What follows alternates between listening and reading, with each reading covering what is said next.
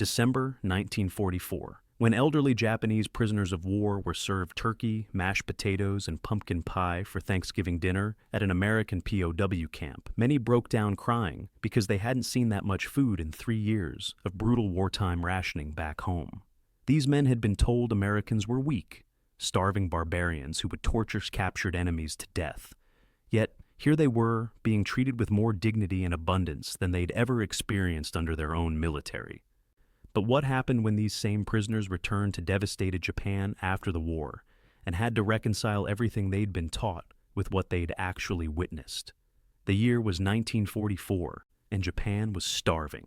In the small farming village of Kumamoto, 70-year-old Takeshi Yamamoto watched his wife boil tree bark to make soup. Their rice ration had been cut again. Now, each person got only 2 small cups per day. His grandson, barely 6 years old, cried from hunger every night. The boy's ribs showed through his thin skin. Takeshi remembered when his family ate fish and vegetables every day. That was before the war started in 1941. Now the government took everything. All the rice went to soldiers. All the metal went to make weapons. Even their cooking pots had been melted down for the war effort. His wife used an old tin can to cook their meager meals. The village radio crackled with daily news. The announcer's voice was sharp and angry. "American demons want to destroy our sacred homeland," he declared. "They torture prisoners. They eat human flesh. They are weak cowards who cannot fight like true warriors." Takeshi nodded along, but his empty stomach made it hard to care about anything except food. Every morning, loudspeakers in the village square played military songs. Children learned to march before they could read. The songs taught them that dying for the emperor was the greatest honor. Being captured alive was the worst shame a person could face. Death before dishonor, the songs repeated. Death before dishonor. Takeshi had been a farmer his whole life. He grew rice and vegetables in the same fields his father had worked. But in late 1944, the government needed more soldiers. They had already taken his son 2 years earlier. His son died fighting Americans on some distant island.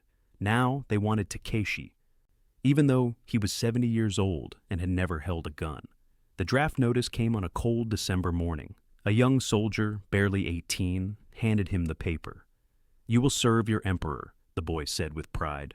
"You will show those American devils what Japanese spirit means." Takeshi looked at the paper. He could not read very well, but he understood the meaning. 3 days later, he would leave his village forever. His wife packed his few belongings in a cloth bundle.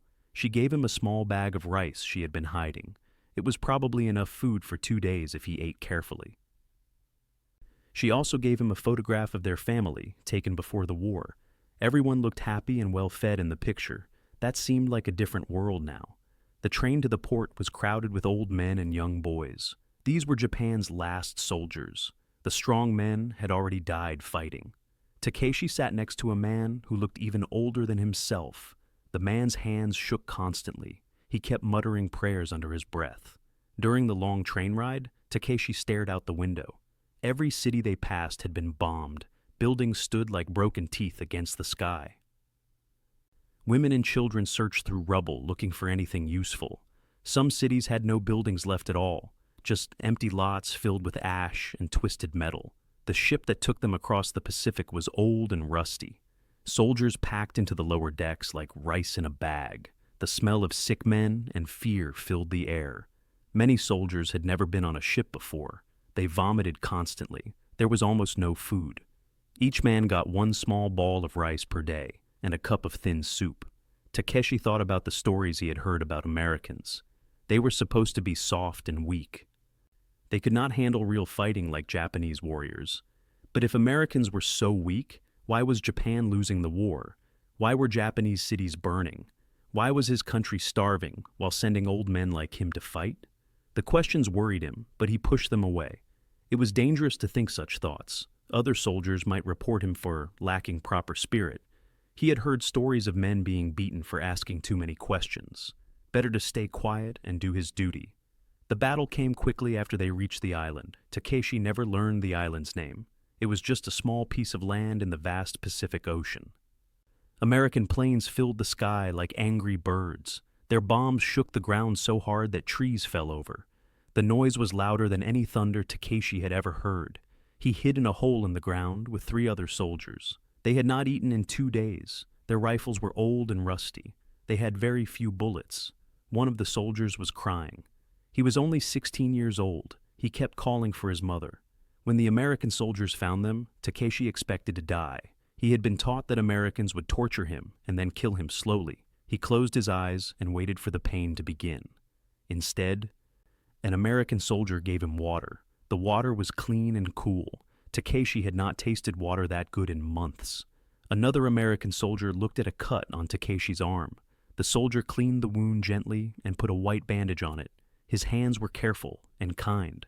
This confused Takeshi greatly. Where was the cruelty he had been promised? Where were the demons who ate human flesh? These Americans looked like ordinary men. They even seemed concerned about his injury. As they led him away from the battlefield, Takeshi felt a strange mixture of shame and relief. He was alive, but he was also a prisoner. According to everything he had been taught, his life was now worthless. He had dishonored his family and his emperor. But somehow, walking behind these quiet American soldiers, he began to wonder if everything he had been told might be wrong. The truck ride to the American prison camp took 6 hours. Takeshi sat in the back with 12 other Japanese prisoners. None of them spoke. They were too afraid and too confused. The American guards gave each man a thick sandwich and a bottle of water. Takeshi stared at the sandwich. It had more meat than he had seen in 2 years. The bread was white and soft like clouds. He ate it slowly, making each bite last as long as possible. When the truck stopped, Takeshi expected to see a torture chamber. Instead, he saw rows of clean wooden buildings. Electric lights hung from tall poles. The camp was brighter than most Japanese cities had been before the war. Guards walked around calmly. They did not carry whips or clubs. Some of them were even smiling and talking to each other. A young American soldier led Takeshi to a building called the mess hall. The smell hit him before he walked through the door. It was the smell of cooking meat, fresh bread, and vegetables. His stomach made loud noises. He had not smelled food like this since before the war started, maybe not even then. Inside the mess hall, Takeshi could not believe his eyes. American cooks were preparing mountains of food. Huge pots bubbled with thick stew. Trays held dozens of loaves of bread. Fresh potatoes sat in baskets the size of small boats. One cook was stirring a pot so large that Takeshi could have taken a bath in it. This much food could feed his entire village for a week. The cook served Takeshi a metal tray piled high with beef stew, mashed potatoes, green beans, and 2 thick slices of bread. Steam rose from the hot food. The meat was tender and rich. The potatoes were creamy and smooth. Takeshi ate slowly at first, then faster and faster. His body was desperate for the nutrition it had been missing for so long. At the table next to him, another Japanese prisoner was crying while he ate. The man kept saying the same words over and over. So much food, so much food. Takeshi understood exactly how he felt. This single meal had more protein than most Japanese people ate in a month. Back home, his wife was probably chewing on grass to stop her hunger pains. After dinner, the guards showed the prisoners to their sleeping quarters. Each man got his own narrow bed with clean white sheets and a thick blanket. The building had electric heaters that kept the air warm. Takeshi had never slept in a heated room before. Even rich people in Japan could not afford such luxury during the war. The next morning brought another shock. For breakfast, the cook served eggs, bacon, toast, and fresh milk. Takeshi had not seen a real egg in over a year. In Japan, all the chickens had been eaten long ago. The bacon was crispy and salty. The toast was golden brown, with real butter melted on top. He drank 3 glasses of cold, creamy milk. During his second week at the camp, something amazing happened. A large truck arrived carrying hundreds of bottles of Coca-Cola. Takeshi had heard of this American drink, but never tasted it. The dark liquid was sweet and bubbly. It tickled his throat in a pleasant way. The guards gave each prisoner 2 bottles, just like that. No special reason, no holiday. They were simply sharing their drinks with their enemies. The prison camp had other wonders too. Hot showers with soap that smelled like flowers. A library filled with books and magazines. A small hospital where American doctors treated sick prisoners with the same care they gave their own soldiers. Takeshi watched an American dentist fix another prisoner's broken tooth. The dentist worked gently, and gave the man medicine to stop the pain. In Japan, most people just lived with bad teeth because there were no doctors or medicine left. One afternoon, Takeshi was assigned to work in the camp kitchen. He helped the American cooks prepare meals for 800 prisoners. The amount of food they used each day was incredible. 50 pounds of meat for one meal, 100 loaves of bread, barrels of fresh vegetables. The waste food they threw away could have fed a Japanese family for months. While working in the kitchen, Takeshi overheard the American cooks talking. They were complaining about rationing back home in America. One cook said his wife could only buy 2 pounds of sugar per month. Another said he missed eating as much butter as he wanted. Takeshi almost laughed.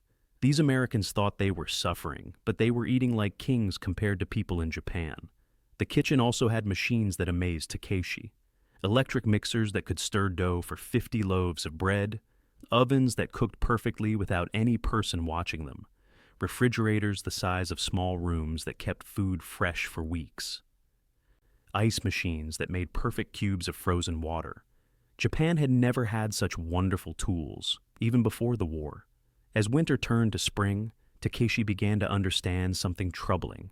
If America could feed hundreds of enemy prisoners this well, how much food did regular American families eat?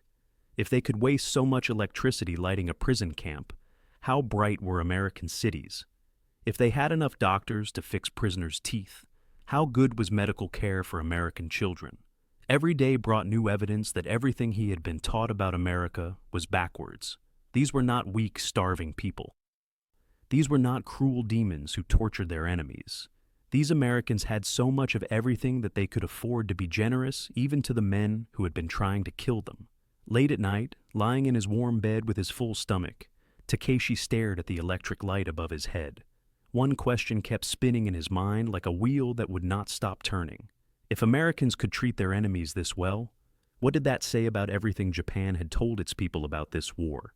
The moment that changed everything came on November 23, 1944. The American guards announced that tomorrow would be their Thanksgiving holiday. They would prepare a special feast for everyone in the camp, including the Japanese prisoners.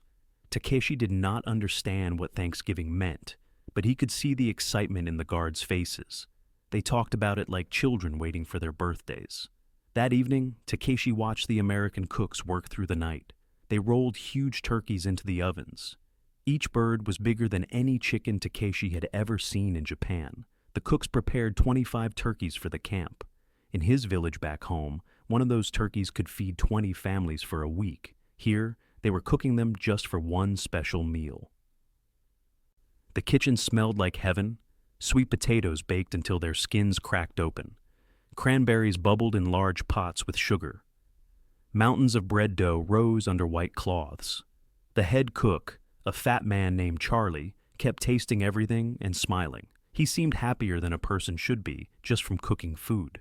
The next morning, Takeshi woke up to sounds he had never heard before. American soldiers were laughing and singing while they set up long tables in the mess hall. They covered the tables with white cloths and put flowers in the center. Some guards brought their own personal dishes from home to make the meal more special. They were treating enemy prisoners like honored guests.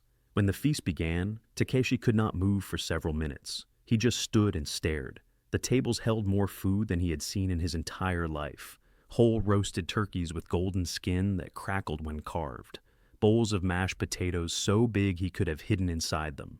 Gravy boats filled with rich brown sauce. Sweet potatoes topped with melted butter and brown sugar. Green bean casserole covered with crispy onions. Cranberry sauce that sparkled like red jewels. But the desserts made his heart stop. Pumpkin pies with thick crusts and orange filling. Apple pies with lattice tops and cinnamon smells. Chocolate cake 3 layers high with white frosting. Ice cream in 5 different flavors, including some he could not identify. The dessert table alone held enough sugar to supply a Japanese city for months. Takeshi filled his plate until it could hold no more food. Then he filled it again.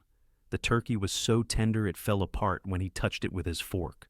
The mashed potatoes were smooth as silk and rich with butter and cream. The sweet potatoes tasted like candy. He ate until his stomach hurt, then kept eating because he could not stop himself. Around him, Other Japanese prisoners were having the same experience. Some men were crying while they ate. Others sat in silence, overwhelmed by the abundance. One old soldier kept repeating a phrase in Japanese that meant, "This cannot be real." But it was real. Every bite proved it was real. During the meal, Captain Miller, the camp commander, stood up to speak. He talked about being thankful for peace, family, and friendship. He said that even though the prisoners were from different countries, they were all human beings who deserved respect and kindness. He hoped that someday, when the war ended, they could all be friends instead of enemies. After the captain spoke, something unexpected happened. Several American guards came to the prisoners' tables and sat down with them. They shared stories about their own families and asked about the prisoners' lives before the war. One guard showed Takeshi pictures of his children. They looked happy and well-fed, with bright smiles and clean clothes. That night, Takeshi could not sleep. He lay in his warm bed thinking about everything he had experienced. The American guards had called their enemies friends. They had shared their most important holiday with people who had been trying to kill them just months before. They had treated him with more kindness than his own officers ever had. He thought about his training in Japan. His sergeants had screamed that Americans were devils with no honor. They said Americans were selfish people who only cared about money and pleasure. They taught him that Japanese people were superior because they could endure suffering and sacrifice everything for their emperor.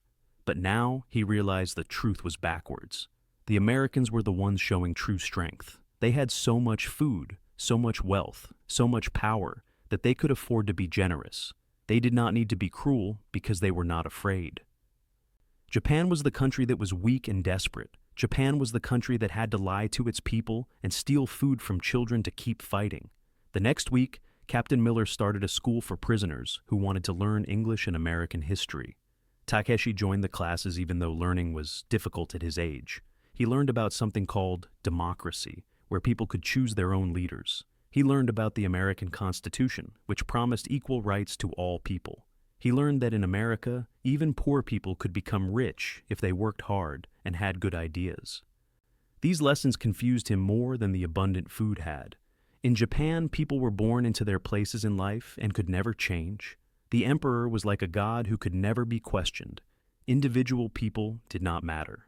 Only the group mattered, only the country mattered. But Americans believed that every single person had value and deserved happiness. As winter melted into spring, Takeshi began keeping a secret diary. He wrote his thoughts in tiny Japanese characters on scraps of paper. "I have been living inside a lie my whole life," he wrote one day. "Everything they taught me about strength and honor was backwards. Real strength is not making your people suffer. Real honor is not dying for nothing. Real power is being able to help others instead of hurting them." The war ended in August 1945, but Takeshi did not return to Japan until March 1946. The American government wanted to make sure Japan was safe before sending prisoners home. During those extra months, Takeshi worked in the camp garden and continued his English classes. He also helped younger prisoners learn to read and write. Teaching others felt good in a way he had never experienced before.